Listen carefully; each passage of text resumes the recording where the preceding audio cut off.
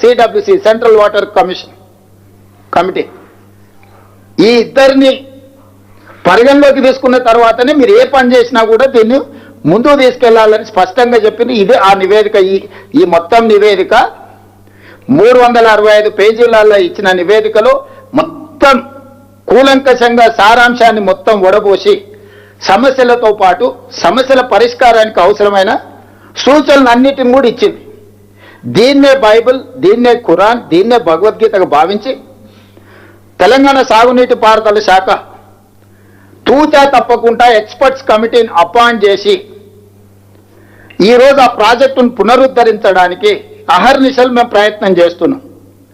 ఇప్పటికిప్పుడు వీళ్ళు వచ్చేసి లేదు ఇప్పుడు ఆడ నీళ్లు పోతున్నాయి, వెనకటి కేసీఆర్ చెప్పిన తలాబులో నీళ్లున్నా మన తాగడానికి నీళ్లు లేవు, కాళ్ళు అడ్డం పెడితే మొత్తం మన భూములు తడిచిపోతాయి, ఇంత దుర్మార్గం ఇంత అన్యాయం ఉంటుందా అని తెలంగాణ ఉద్యమం చెప్పాడు.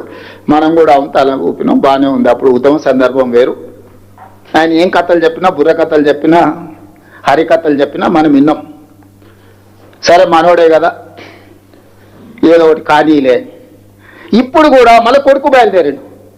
అవి ఆడ నీళ్ళు పోతున్నాయి, ఇక్కడ కన్నెపల్లె పంపులు ఉన్నాయి, మీరు ఎత్తురని. సరే తండ్రి అంటే చదువుకో ఏ లెవెల్లో చదివినో తెలియదు అని కొడుకు మళ్ళీ అమెరికాలో చదివినా, ఐటీ చదివినా అంటాడు. ఇవాళ నేను అడిగేది, ఇవాళ ఒక్కొక్క దాన్ని నేను వివరాలు చెప్పదలుచుకున్నాను.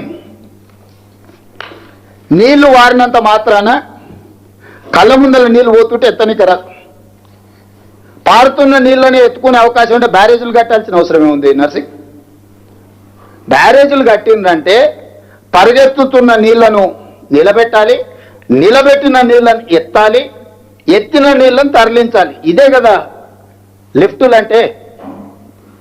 పరిగెత్తున్న నీళ్ళని నిలబెట్టాలి, నిలబెట్టిన నీళ్ళని ఎత్తిపోయాలి. స్థూలంగా ఇంతే తెలుగులో. దానికోసమే బ్యారేజీలు కట్టారు. ప్రతి బ్యారేజ్కు వెనకాల ఒక పంప్ హౌస్ కట్టారు. ఆ పంపుల నుంచి లిఫ్ట్ చేసి తీసుకుంటున్నారు. ఇప్పుడు వాటి కథ కూడా చూద్దాం. మేడిగడ్డ బ్యారేజ్ నుంచి మాట్లాడుకుంటుద్దాం. మొదట మేడిగడ్డ, తర్వాత అన్నారం, ఆ తర్వాత సుందిల్ల, ఆ తర్వాత శ్రీపాద ఎల్లంపల్లి అక్కడ ఉన్నది. ఒక్కసారి మిత్రులను అటువైపు కూడా చూడమని. ఇది మేడిగడ్డ బ్యారేజ్. ఈ మేడిగడ్డ బ్యారేజ్ 89.5 మీటర్ల బెడ్ లెవెల్లో ఉంది. దీని క్రస్ట్ గేట్లు 90 మీటర్ల దగ్గర క్రస్ట్ గేట్లు ఉన్నాయి, 1 మీటర్ పైన. దీని వెనకాల 18.5 కిలోమీటర్ల వెనక్కి ఇక్కడ మీకు లక్ష్మీ పంప్ హౌస్, అదే కన్నెపల్లి పంప్ హౌస్. ఈడ బ్యారేజ్ ఉంటే బ్యారేజ్ నుంచి వెనక్కి 18.5 కిలోమీటర్ల దగ్గర ఇక్కడ మీకు అప్రోచ్ కెనాల్ ద్వారా ఈ నీళ్లను ఇక్కడికి తీసుకొచ్చి కన్నెపల్లి పంప్ హౌస్ నుంచి లిఫ్ట్ చేసి ఈ అన్నారం బ్యారేజ్కి యువతలు పోయాలి.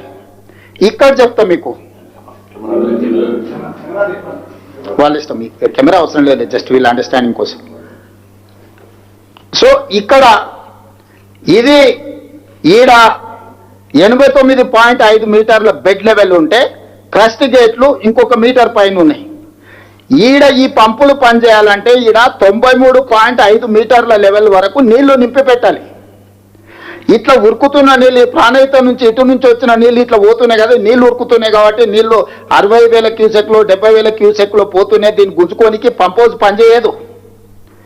ఈడ మినిమం లెవెల్ 93.5 మీటర్ల లెవెల్లో ఈడ గేట్లు దించి ఆపితే అప్పుడు ఈ పంపులతో లిఫ్ట్ చేయడానికి ఉంటుంది.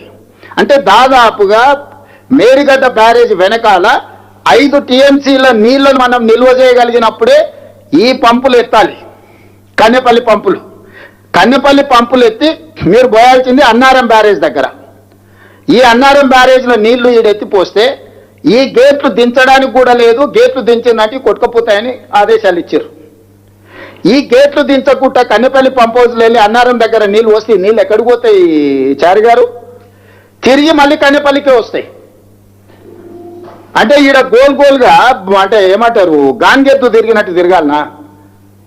మినిమం బుద్ధి లేకుండా ఈరోజు ఈడ గేట్లు మూసి ఈ గేట్లు అన్నారం దగ్గర నీళ్లు పోస్తే అన్నారం దగ్గర ఉన్న ఈ సరస్వతి పంప్ హౌస్ 27 కిలోమీటర్ల దూరం ఉంది. అది సరస్వతి పంప్ హౌస్ 25 కిలోమీటర్లు. ఈ పంప్ హౌస్, ఇది అన్నారం పంప్ హౌస్. దీని అప్రోచ్ ఛానల్ ఇక్కడ ఉంది, దీని పంపులు ఇక్కడ ఉన్నాయి. Saraswati pump house. ఈ అన్నారం బ్యారేజ్కి సరస్వతి పంప్ హౌస్కి సరిగ్గా 25 కిలోమీటర్ల దూరం ఉంది. ఇది దాదాపుగా 25 కిలోమీటర్లు.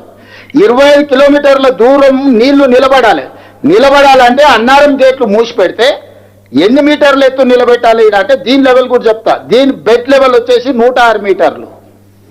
దీని క్రస్ట్ గేట్లు లెవెల్ వచ్చేసి 107 మీటర్లు. 107 మీటర్ల మీద నుంచి 10.5 మీటర్ల ఎత్తు నీళ్లు నింపాలి. అంటే దాదాపుగా 116.5 మీటర్ల ఎత్తు వరకు ఇక్కడ నీళ్లు నింపితే అప్పుడు ఈ పంపులు పనిచేస్తాయి. ఇప్పుడు ఇక్కడ గేట్లు ఓపెన్ చేస్తే నువ్వు కన్నెపల్లిలో ఎత్తి అన్నారం దగ్గర వస్తే ఈ నీళ్లు మళ్ళీ కిందికే పోతాయి.